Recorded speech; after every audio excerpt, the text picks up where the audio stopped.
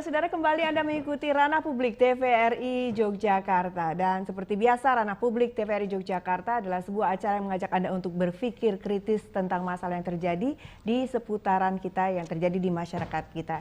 Pada sore hari ini kami akan mencoba mengkerucutkan tema kita pada sebuah masalah pendidikan, yakni tentang penanganan dan pencegahan kekerasan di satuan pendidikan. Ya, kita senang sekali jika ada jargon senang bersekolah, sekolah dengan senang, ataupun sekolah dengan aman dan nyaman. Tapi apakah ini sudah dirasakan oleh anak didik? Mengingat tahun 2022 ini saya mendengar atau saya membaca ada sumber dari KPAI menyebutkan bahwa sebanyak 2.133 kasus tentang kekerasan anak di sekolah, di lingkungan sekolah ini diangkat. Ini yang mungkin dilaporkan ya, yang tidak dilaporkan mungkin juga ada dan banyak. Dan kami akan mencoba mengangkat tema ini bersama narasumber yang telah hadir bersama kami di studio pada sore hari ini. Kami akan langsung menyapa beliau-beliau yang luar biasa ini. Yang pertama saya akan menyapa beliau adalah Bapak Dr. Andes R. Suci Rohmadi. Selamat sore Pak Selamat Suci. sore Mbak Meta, selamat sore pemirsa TVRI. Ya, beliau adalah Kepala Bidang Perencanaan dan Pengembangan Mutu Pendidikan Dinas Dikpora Daerah Istimewa Yogyakarta, betul ya Pak ya? Betul. Dan yang bersama kami dari Ketua KPAID Kota Yogyakarta, selamat sore Ibu Silvi. Selamat sore Mbak Meta, selamat sore pemirsa. Ya, kami nanti akan mencoba menggali lebih lanjut lagi ya Ibu Silvi ya, ini tentang pengaduan kekerasan pada anak, dan sudah hadir juga yang luar biasa sekali, yang sudah mempunyai program yang juga luar biasa sekali yang nanti akan disosialisasikan kepada pemirsa. Beliau adalah Ibu Fatmiyati, SPD MPD, Kepala SMA Negeri 1 Sleman. Selamat sore. Selamat sore Mbak Mita, selamat sore pemirsa. Baik. Langsung saja pemirsa, saya akan mencecar pertanyaan pertama saya kepada Bapak R. Suci Rohmadi. Pak Suci, kita lihat bahwa sekarang ini kekerasan di lingkungan pendidikan. Apakah, saya sebelumnya mau tanya dulu Pak, kira-kira ini sudah diantisipasi belum sih Pak ini kekerasan dalam pendidikan ini? Ya betul ya. Jadi pemirsa TVRI dimanapun Anda berada, jadi kekerasan ini memang untuk kota Yogyakarta atau di daerah istimewa Yogyakarta ini sudah menjadi tren ya. Kadang-kadang baik itu arahnya kepada kejahatan jalanan, juga di satuan pendidikan sendiri, di dalamnya satuan pendidikan ini ya marak terjadi hal itu, karena kami aduannya tidak hanya ke KPAI, juga ke dinas kadang-kadang juga ada yang terkait dengan masalah kekerasan. Karena kekerasan itu kan tidak hanya yang bersifat fisik, juga kekerasan yang bersifat melalui kata-kata dan lainnya, itu kan juga termasuk bagian dari itu gitu, bullying dan sebagainya. Jadi di dalam rangka kita sebenarnya ingin sekolah itu menjadi sekolah yang aman, nyaman, menyenangkan. Jadi aman, nyaman, menyenangkan ya. Jadi bagaimana slogan sekolah ramah anak gitu ya. Sekolah ramah itu bisa kita capai gitu. Jadi sekolahnya atau satuan pendidikannya bisa ramah terhadap anak. Karena bagaimana mau tumbuh kembang peserta didik itu mau bisa belajar dengan bisa lebih konsentrasi kalau secara kenyamanan di sekolah itu tidak tercapai ya. Cuma dibully temannya aja sudah merasa akan minder dan seterusnya. Ini bagian-bagian yang sekarang sudah terbit Permendikbud Ristek 46 tahun 2023 ini tentang pencegahan dan penanganan kekerasan di satuan pendidikan. Nah di situ jelas sekali istilah-istilah kekerasan yang sudah dijabarkan secara rinci apa saja. Nah di situ harapannya nanti masing-masing satuan pendidikan di lingkungan Dinas Pendidikan Muda dan Olahraga khususnya ya harapannya mempelajari itu, kemudian apa saja tuh yang bagian dari yang tidak diperbolehkan. Itu kekerasan kan bisa saja terjadi antar peserta didik, bisa terjadi antara tenaga pendidik dengan peserta didik, dengan warga sekolah yang lainnya. Nah, makanya memang ini yang kita tunggu-tunggu sebenarnya ya, Permendikbud 46 tahun 2000, Permendikbud 46 tahun 2023 ini, karena di situ sangat mengatur terbentuknya juga ada tim penanganan kekerasan di satuan pendidikan ya.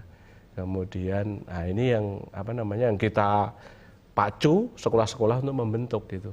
Jadi ini. Jadi salah satu caranya adalah bagaimana dalam stakeholder satu sekolah itu bekerja sama untuk mencegah dan kemudian bagaimana menangani kalau terjadi kekerasan di sekolah. Tapi selama ini ada regulasinya ya Pak ya? Ya, regulasinya sudah ada. Betul. Memang tinggal nanti prakteknya nanti terbentuknya TPPK di sekolah sama nanti satuan tugas di di pemerintah daerah.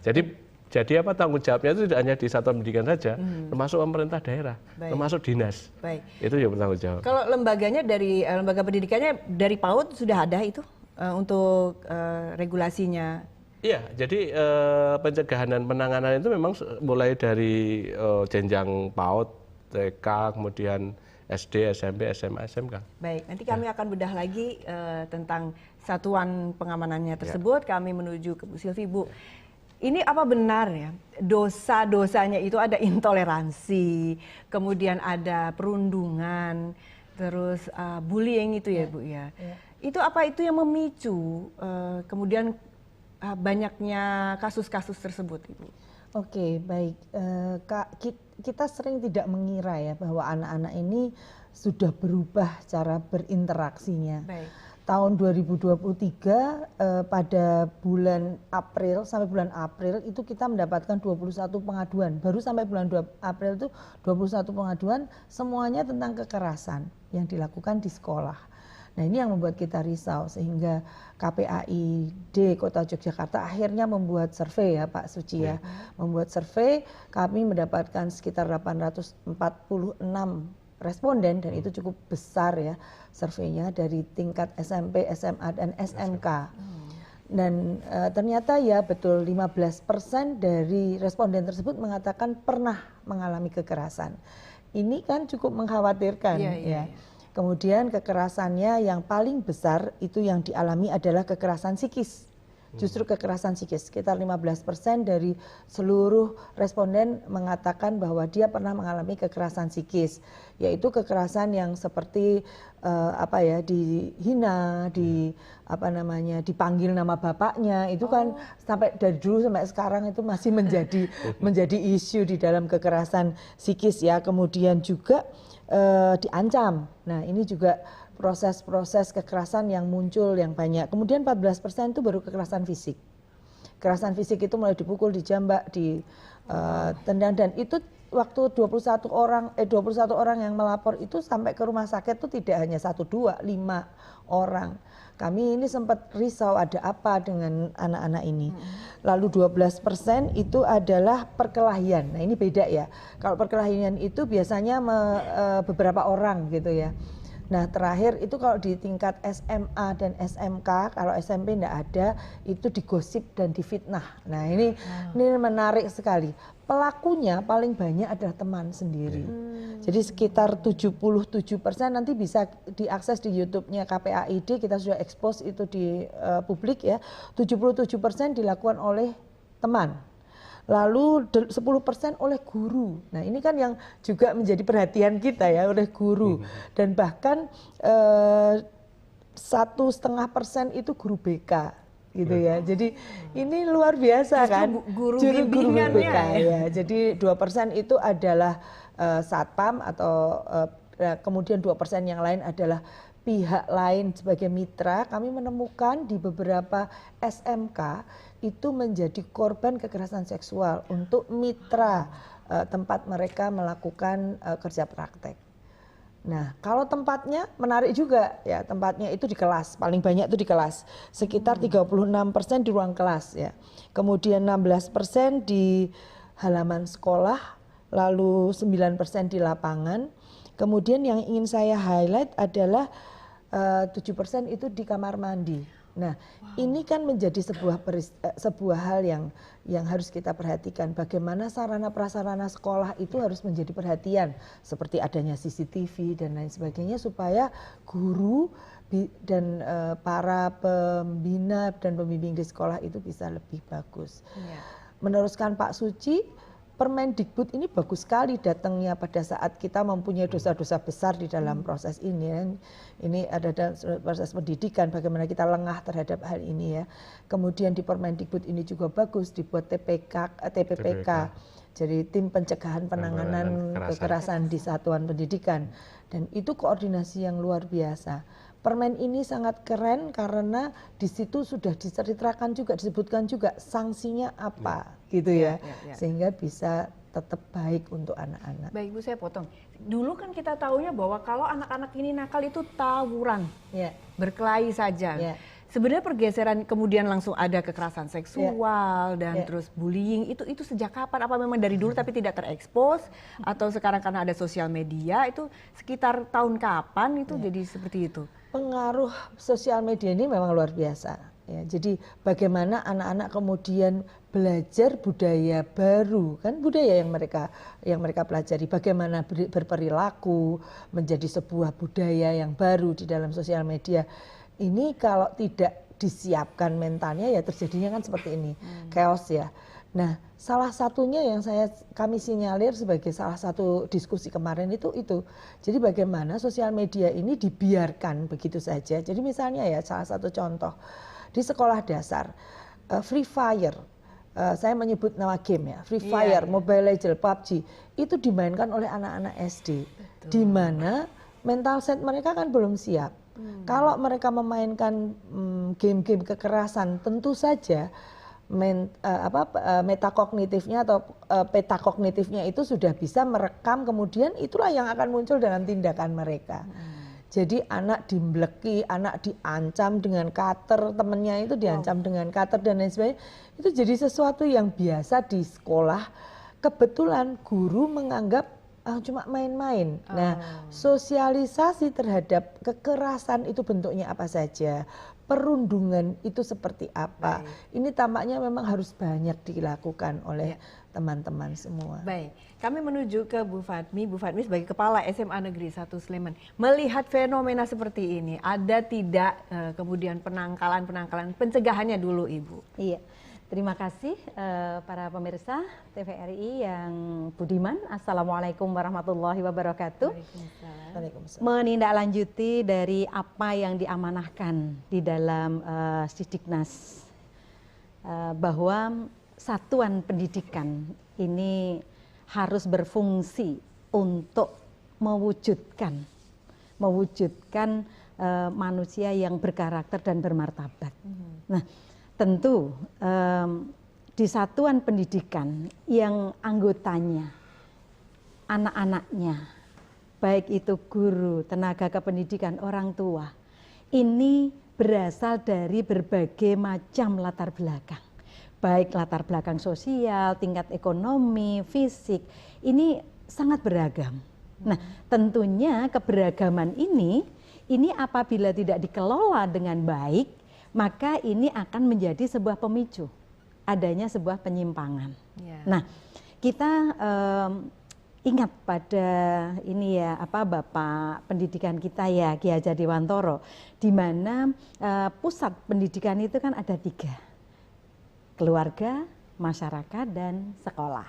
Nah, tentunya sekolah sebagai salah satu pusat pendidikan ini di situ anak-anak dari jam 7 sampai jam setengah 4 anak berada di sekolah. Maka anak-anak kita berusaha di sekolah ini memberikan program-program yang membuat anak ini betul-betul well-being di sekolah. Dia merasa senang, dia merasa nyaman. Jadi lingkungan sekolah merupakan suatu lingkungan yang kondusif, lingkungan yang aman bagi anak-anak, nyaman, menyenangkan, bahkan inklusif. Nah, penyimpangan-penyimpangan ini dapat kita tanggulangi sebetulnya. Kalau di SMA Negeri 1 Sleman, ini penyimpangan ini dapat kita cegah dengan berbagai macam program. Antara lain, kita mencegah dengan adanya kesepakatan dalam membuat tata tertib. Jadi ada kesepakatan? Betul. Dengan siapa saja itu kesepakatannya? Di dalam tata tertib itu ada kesepakatan antara siswa, orang tua, guru, kepala sekolah, BK, kesiswaan. Baik. Iya, itu nanti harus sepakat semuanya. Kita coba gali itu ya Ibu tentang kesepakatan itu, tapi sebelumnya kami akan mengajak pemirsa terlebih dahulu untuk menyaksikan visual berikut ini.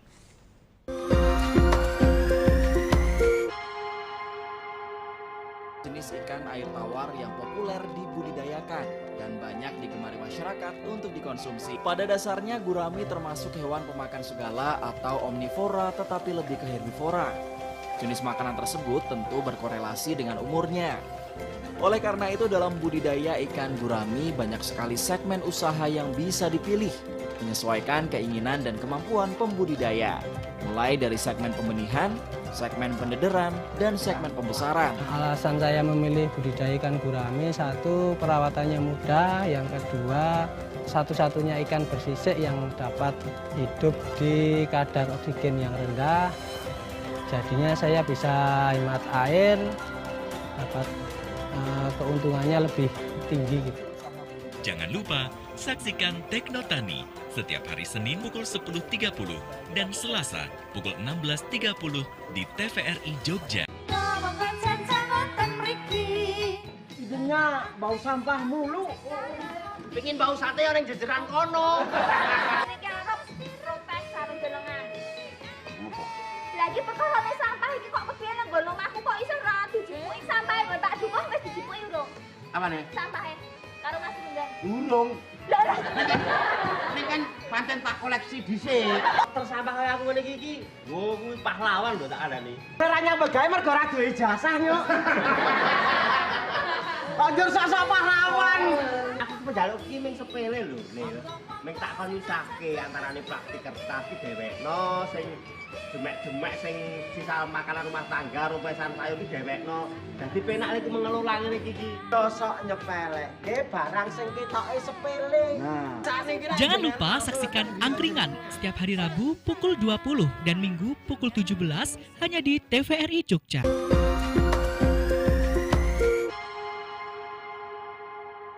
Ranah Publik TVRI Yogyakarta masih menyapa Anda pemirsa. Kami masih akan mengajak Anda untuk melakukan diskusi atau mencermati perbincangan kami pada sore hari ini tentang penanganan dan pencegahan kekerasan di satuan pendidikan khususnya di daerah istimewa Yogyakarta.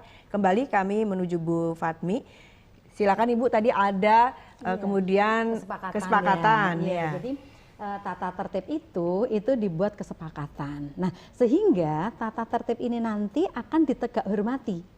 Tidak ada siswa yang merasa terpaksa melaksanakan tata tertib itu. Sehingga komitmen dan konsekuensinya ini dirasa sangat nyaman. Tidak ada yang merasa terpaksa, tidak ada yang tertindas, ini yang pertama. Kemudian di dalam pencegahan dari kekerasan di tingkat satuan pendidikan, ini ada program yang sangat bagus dari Dinas Dikpora, yaitu tentang sekolah model khas kejogjaan. Di mana di dalam sekolah khas model kejogjaan ini ada nilai-nilai budaya.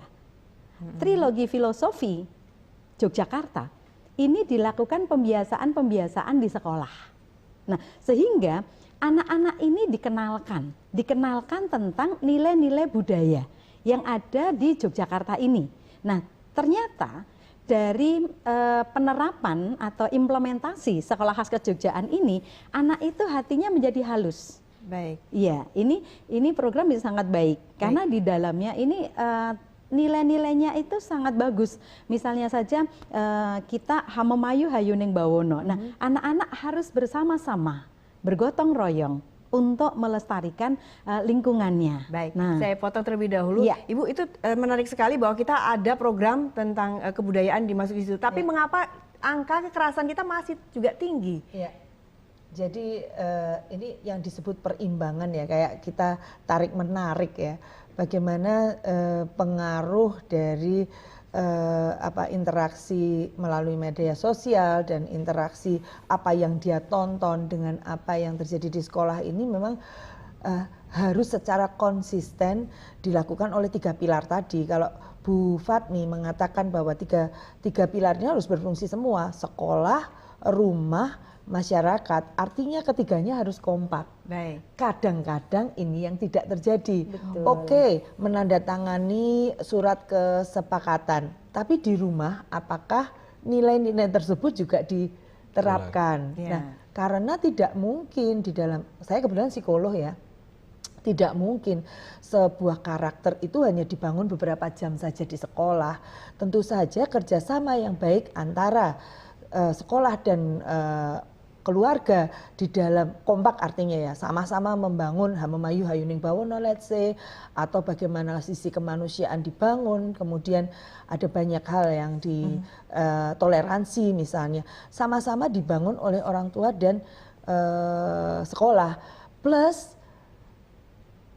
masyarakat dalam hal ini baik media massa maupun pemerintah daerah, pemerintah nasional, tentu saja bagaimana dia memfilter hal-hal yang boleh dilakukan oleh anak dan tidak boleh dilakukan oleh anak. Baik. Dalam hal ini saya agak keras dengan Kominfo, bagaimana dia melakukan filter terhadap game. Oke lah, ada aturannya, ada permen Kominfonya, tapi pada pada sisi teknologinya itu masih bocor di mana-mana. Nah, bagaimana kemudian pemerintah juga melindungi dari sisi itu?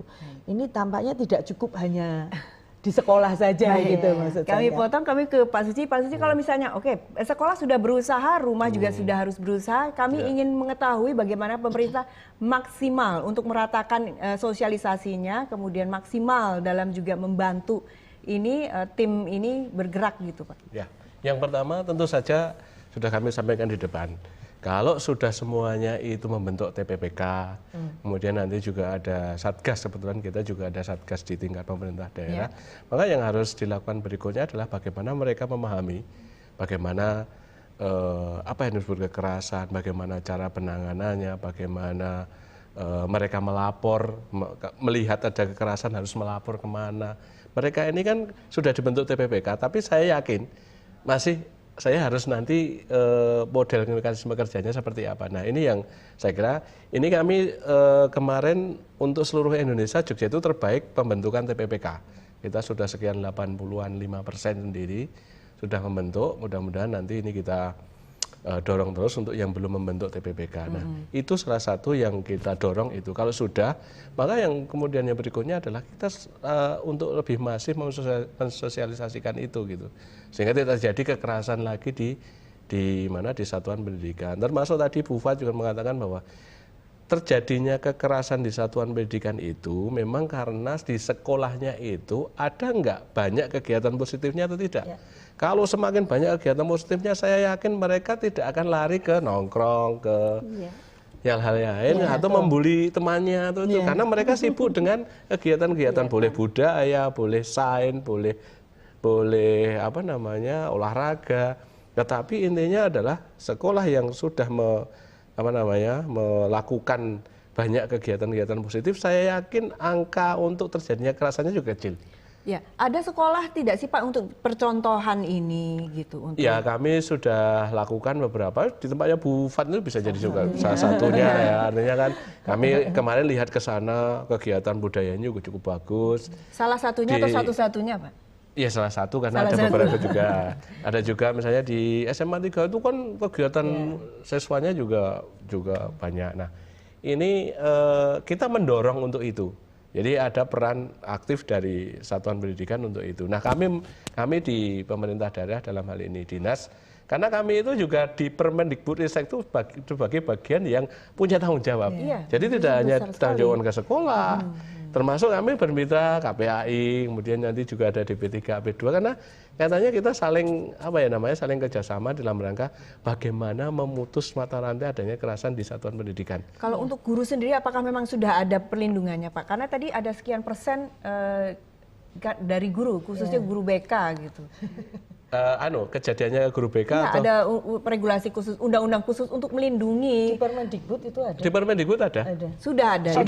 Baik, jadi perlindungan tidak hanya untuk peserta didik, juga ada untuk termasuk kebijakan kepala sekolah. Ya. Saya nanti akan mencoba apa sih tegas disiplin yang kemudian mengarah kepada kemudian kekerasan. Tapi sebelumnya saya menarik sekali tadi ada SMA Ibu tempat memimpin, Bu Fatmiati SMA Negeri 1 Sleman yang katanya salah satunya Ibu yang membedakan apa? Yang program Ibu. Betul. Ada program-program yang menarik di SMA 1 Sleman, salah satunya untuk meminimalisir siswa itu bahkan memikirkan saja kita minimalisir, apalagi melakukan gitu ya. Jadi program-program yang kami lakukan ini misalnya saja ada program Sedulur Sinarawedi. Nah, program Sedulur Sinarawedi ini adalah kakak kelas 12 memiliki 2 adik. Nah, dua adik ini kelas 10 dan kelas 11. Sehingga ini sangat efektif untuk mengantisipasi, meminimalisir bullying. Kemudian agar anak-anak ini tidak sempat berpikir, maka kita siapkan organisasi-organisasi. Organisasi yang ada di SMA 1 Sleman ini banyak sekali sesuai dengan bakat dan minatnya. Jadi ada, kalau OSIS kan ada syarat tertentu masuk di sana. Tapi ada duta adiwiyata, mereka yang suka lingkungan, ada duta budaya yang suka budaya, ada duta toleransi, ada duta anti korupsi, ada duta anti narkoba, bahkan ada duta brain gym juga ada itu ya. Mereka yang melakukan senam otak untuk konsentrasi dalam belajar itu ada dutanya. Nah, peran guru ini mendampingi dari setiap duta yang ada. Sehingga guru sendiri ikut terlibat di dalam organisasi yang ada di SMA Negeri 1 Sleman. Selain ini yang sedulur apa Ibu? Sedulur Sinoroweti. Selain itu ada apa lagi? Nah, di samping sedulur Sinoroweti, ini kami juga memiliki pembiasaan perilaku ngajeni. Nah, ngajeni ini adalah pembiasaan perilaku yang sangat baik. Nah, kalau bahasa Jawa ngajeni artinya kan menghormati. Tetapi ngajeni di sini ini adalah perilaku-perilaku ngapurancang, jempol, nah ini ya. Kemudian nuwun gitu ya, nyuwun pangapunten, derek langkung, injih. Nah, ini pembiasaan ini ternyata sangat efektif untuk anak-anak itu saling menghormati. Nah, ini juga program yang ada di SMA Negeri 1 Sleman ini adalah wali kelas menyapa. Nah, ini salah satu program melibatkan orang tua. Kalau sekolah sudah punya banyak program, tapi hanya berhenti di sekolah, maka seperti yang disampaikan Bu Silvi tadi nggak efektif. Maka kami ada program namanya wali kelas menyapa, di mana wali kelas ini bertemu dengan orang tua. Dalam suatu diskusi, ini nanti akan membicarakan apa perkembangan-perkembangan putra-putrinya di sekolah, baik yang positif maupun yang negatif. Nah, di dalam pertemuan itulah nanti ada diskusi, kemudian diputuskan bagaimana cara menanganinya. Sudah sejak mulai kapan program-program tersebut? Nah, ini bertahap ini Mbak Meta ya. Jadi saya dipindahkan di SMA 1 Sleman itu sejak tahun 2019. Ini kami terus berupaya untuk menanggulangi jangan sampai terjadi kekerasan di dalam satuan pendidikan, misalnya bullying baik secara verbal maupun non verbal. Nah, ini luar biasa kalau misalnya anak-anak itu bisa diciptakan sebuah ruang di mana anak-anak ini bisa berekspresi, anak-anak bisa berkegiatan. Ini mereka nggak sempat mikir yang negatif itu nggak sempat. Nah, ini yang dilaksanakan di SMA Negeri 1 Sleman, dan kami juga menggaet atau berkolaborasi dengan Kodim. Nah, 0732 ini bersama-sama dengan kami untuk menanamkan jiwa nasionalisme dan patriotisme.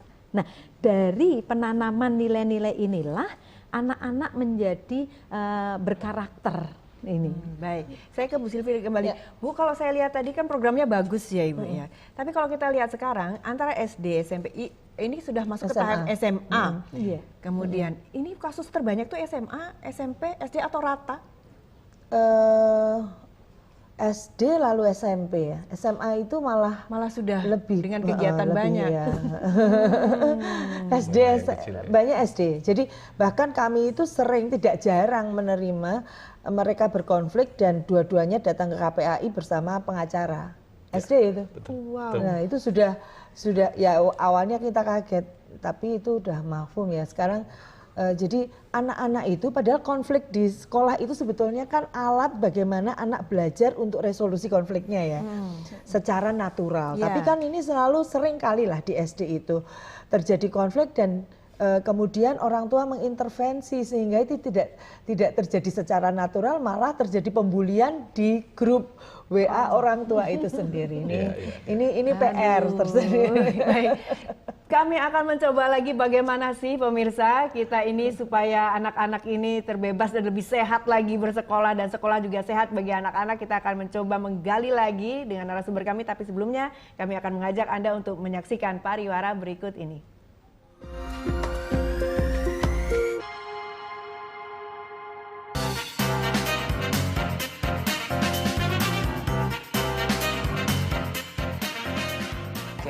pameran art book sama art print. Art book dan art print. Yap. Itu gimana tuh? Kok buku dipamerin gitu? Maksudnya gimana? Ada berapa karya?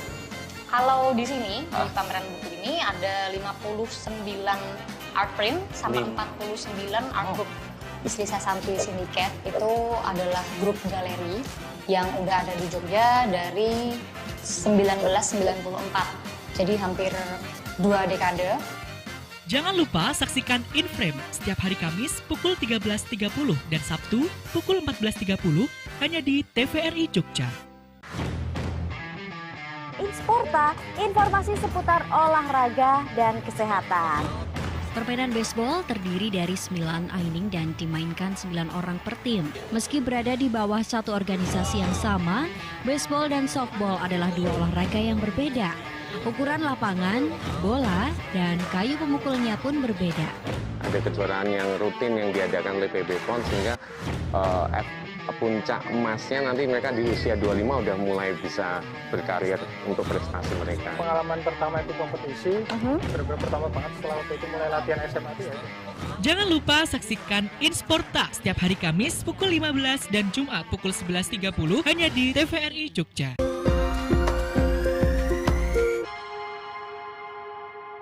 Terima kasih, Anda masih bersama kami di Ranah Publik TVRI Yogyakarta. Pemirsa, kita masih kembali lagi di fokus kita. Menarik sekali, saya sampai terkaget-kaget dengan angka-angkanya tadi. Pak Suci, ini kalau kita lihat, kita ke pemerintah dulu deh Pak Suci. Kalau kita lihat fenomena seperti ini berarti nanti kan ada tidak hanya tentang pencegahan, penanggulangan, tapi ada pendampingan juga kan Pak? Jadi kadang-kala. Jadi ini sebenarnya kan tanggung jawab kekerasan itu tidak melimpah, tidak terus kemudian ini menjadi tanggung jawabnya guru BK di sekolah gitu ya. Ya biasanya kalau ada kekerasan itu, oh ini guru BK lah, urusannya guru BK itu. Tidak. Jadi selama ini misalnya Bu Fatmi sebagai kepala sekolah ya jelas dia punya tanggung jawab bagaimana kekerasan di sekolah itu tidak terjadi gitu. Nah harapannya adalah selain tadi TPPK, ada Satgas, kemudian pendampingan yang paling penting. Nanti ada pendampingan. Mungkin kita akan kemas juga nanti di kadang-kala kekerasan kan terjadi awal-awal tahun ajaran juga rawan terjadinya kayak gitu. Mungkin nanti kita menghadirkan beberapa narasumber yang bisa memberikan pencerahan terkait dengan masalah kekerasan ya. Karena saya yakin ini di satuan pendidikan itu juga masalah apakah yang saya lakukan itu sudah termasuk kekerasan atau belum, ini belum semua juga paham gitu ya. Mengucapkan kata-kata kotor, mengucapkan atau menyebut nama orang tuanya dengan itu mengejek. Untuk akrab gitu Pak katanya. Tapi itu sekarang itu kalau di Permendikbudristek itu sudah jelas itu bagian dari bullying, penundungan itu. Jadi kekerasan tidak hanya yang tawuran, kalau kita dulu kan tawuran antar sekolah lawan sekolah gitu kan. Nah, itu jelas itu artinya memang kekerasan fisik, perkelahian. Namun sekarang ini memang ya kekerasan dalam bentuk tadi psikis itu lebih banyak anak. Jadi setelah dikatain ya tidak baik, kemudian merenung sendiri, duduknya di pojok. Nah, ini kan bahaya. Itu salah satu. Nanti Bu Selvi ini nanti susah untuk kalau sudah terlalu parah itu kan agak susah ya ketika psikisnya sudah sangat tertekan. Nah, termasuk nanti tadi di rumah. Jadi tidak hanya di sekolah ya, di rumah harapannya juga di orang tua. Ya hubungan di keluarganya juga ini juga mendukung untuk psikologis si anak itu. Jangan sampai di sekolah sudah kena bullying, di rumah juga tidak begitu diperhatikan, ya dia akan kemana gitu ya. Itu Bu Silvi, jadi kan ada kata-kata layu sebelum berkembang. Jadi kalau misalnya dia ada di sekolah, kemudian wah saya cuma begini aja untuk bercanda, tapi dia masuk hati, mental health katanya Ibu. Itu karena sudah layu di rumahnya. Ya itu loh Bu, jadi kan muter aja. Penyelesaiannya gimana? Dan itu sangat betul ya. Kami melakukan tahun 2021 itu kami melakukan studi sama dengan ini bagaimana di rumah begitu ya. Ternyata memang banyak dari keluarga itu yang membiarkan anak-anak menggunakan gadget tanpa pendampingan. Sehingga dia bisa mengakses apa saja tanpa kesiapan mental. Ini kalau kita berbicara di SD ya, karena banyak kasus yang dimulai dari SD. Mungkin saya malah laporan di SMA itu sedikit yang dilakukan antar teman gitu. Di SD SMP ini banyak sekali lah. Nah, ternyata kalau kita telisik ke belakang itu pasti ada masalah di keluarga gitu. Jadi inilah yang juga harus kita kerjakan. Jangan hanya melulu di kedua dinas dan sekolah ini. Ternyata kita punya PR yang besar loh. Bagaimana kemudian menyadarkan orang tua untuk bagaimana mendampingi anak secara utuh. Mohon maaf saya potong. Kesadaran orang tua sendiri menurut Bu Silvi bagaimana? Kalau dari tahun 2021 yang kita lakukan itu memang sangat rendah ya. Jadi bagaimana dia berkomunikasi dengan anak pun itu bahkan saya lupa angkanya tapi masih ada di YouTube-nya KPAI. Itu sangat rendah. Orang tua itu berkomunikasi maknanya adalah menyuruh atau marah. Padahal komunikasi itu bukan itu kan. Komunikasi adalah bagaimana kemudian dia berbicara, mendiskusikan sesuatu, menggunakan momen komunikasi itu untuk memasukkan nilai-nilai. Ini jarang sekali. Kemudian okupansi terhadap gadget itu cukup besar dan orang tua tidak punya kendali. Artinya yang menggunakan proses pendampingan itu menggunakan perjanjian, kemudian melakukan pemeriksaan dan lain sebagainya. Ini malah ada yang aneh. Di suatu sekolah dilakukan razia dan orang tuanya protes. Padahal razia itu sebetulnya menyelamatkan anak-anaknya. Kami di KPAID itu tidak mendapatkan lebih dari 5 masalah kekerasan seksual ke arah lebih kepada sekarang malah kekerasan seksual. Sangat. Jadi bagaimana kemudian kita mendapati anak ini saling membagi foto tubuhnya dan sebagainya. Kok lama-lama ngeri ya Bu? Gimana nih? Mau diteruskan kan? Ini pendidikan ini di sekolah Ibu. Ya. Betul. Nah, padahal guru itu melakukan kegiatan untuk mendampingi anak-anaknya karena anak-anak yang di bawah usia 18 tahun itu masih tanggung jawab orang dewasa di sekitarnya. Betul. Tapi guru canggung karena orang tuanya marah. Ini mengganggu privasi, malah ancam dengan pasal ITE, pasal 30 ITE. Sementara itu upaya dari guru bagaimana supaya anak-anak ini selamat dari bahaya yang jauh lebih besar. Baik, coba saya tanya ke Ibu Hatmi. Peran guru bagaimana Ibu mendekatkan? Ini semakin ngeri Bu ini. Silakan Ibu. Iya, peran guru di sini sekarang ini sudah bergerak menjadi fasilitator, pendamping. Jadi guru bukan satu-satunya sumber informasi lagi sekarang ini. Nah, sehingga guru untuk mendekati anak-anak itu supaya itu tadi Ibu nggak ada gini, jadi sekarang ini anak-anak di generasi milenial ini memang kita harus pinter-pinter di dalam pendekatannya. Jadi pendekatan tidak hanya ke anak saja kami lakukan, tapi pendekatan kepada orang tua. Sehingga program sekolah itu sekarang ini tidak hanya menyasar kepada anaknya saja, tetapi menyasar kepada orang tua. Sehingga ada program parenting di sekolah, kemudian ada orang tua hadir sebagai inspirator di sekolah. Kalau kita lihat orang tua antusias tidak? Iya, sangat antusias. Ternyata orang tua ini haus akan informasi. Tidak semua orang tua yang bersekolah di sebuah satuan pendidikan ini semuanya adalah orang tua yang tahu banget terpelajar, tidak semuanya. Tetapi di sini ini adalah banyak sekali orang-orang tua yang tidak tahu bagaimana menggunakan gadget dengan baik, bagaimana berkomunikasi dengan anak yang baik gitu ya, karena bagaimana bahayanya. Ini harus ditangkap oleh sekolah, sehingga sekolah ini bagaimana caranya sekolah ini mendekatkan anak dengan orang tua, mendekatkan anak dengan guru, mendekatkan anak dengan temannya. Baik. Nah, strateginya banyakin memperbanyak kegiatan Ibu, kemudian ada budaya Jawa itu tadi. Iya betul. Ya, Ibu, Kami kalau di sekolah kami ini juga ada brand sekolah gitu ya. Jadi ciri khas anak SMA 1 Sleman itu apa? Apa Ibu? Nah, ini kami menggunakan brandnya adalah lesung. Nah, kita tahu bahwa lesung ini adalah warisan budaya.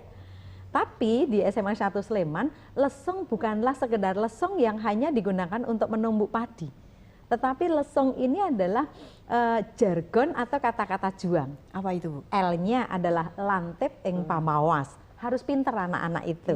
Kemudian eling lan waspodo. Nah, kemudian sayuk rukun, disinilah terjadi program sayuk rukun di mana anak-anak ini akan menjadi santun rukun. Betul. Kemudian unggah-ungguh nengenaken kautaman dan greget lan makarya. Nah, ini yang menjadi kata juangnya SMA Negeri 1 Sleman untuk membentuk anak. Karena kita sedikit sekali, terbatas sekali, Pak Suci, monggo silakan untuk memberikan informasi terakhir ini. Yang perlu kita dorong sebenarnya untuk mengantisipasi kekerasan ini bagaimana orang yang melihat, orang yang mengalami, kemudian yang kejadian itu bisa dilihat langsung itu mau melaporkan.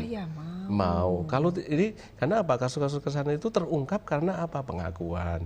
Karena ada orang yang memang berani karena ada ya ancaman, ketakutan itu juga sering terjadi. Awas ya kalau mengancam. Nah, ini perlu yang terkait dengan masalah untuk mereka mau melihat kemudian melaporkan. Dan ini salah satu jalan untuk kekerasan itu, dan jangan sampai merasa malu ketika di satuan pendidikannya telah terjadi, karena ini bagian dari kita ingin memperbaiki.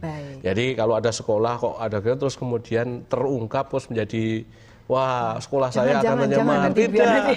Justru ini bagaimana kita ingin memperbaiki. Kalau yang supaya tidak terjadi di kemudian hari. Nah, harapannya sekarang kalau memang di satuan pendidikannya ada terjadi kekerasan-kekerasan itu sudah terbentuk TPPK, coba ditangani TPPK. Kalau TPPK nanti perlu masuk ke arah Satgas yang harus terus tangan, nanti Satgas begitu. Nah, nanti mekanismenya saya kira akan kita atur ke depan, kemudian sosialisasi yang masif untuk terkait dengan kekerasan di satuan pendidikan ini akan kita lakukan. Bu Silvi, ini sedikit sekali saya. Saya sangat sedikit. Orang tua, sekolah, masyarakat harus kompak. Benar, itu harus dilakukan. Ya, terima kasih sekali Ibu telah hadir. Bu, silakan sedikit saja. Sedikit saja. Bila terjadi kekerasan dalam satuan pendidikan, lihat, lapor, lakukan. Untuk pencegahan. Ya, terima kasih sekali kepada narasumber kami yang telah hadir di studio kami kali ini, supaya ini bisa sangat berguna bagi kita supaya menciptakan kualitas pendidikan yang baik lagi. Lihat, lapor, lakukan. Ya, terima kasih sekali pemirsa atas kebersamaannya di Ranah Publik. Kami mengucapkan terima kasih sekali. Semoga kita bisa berjumpa di edisi mendatang. Sampai jumpa. Selamat sore. Selamat sore.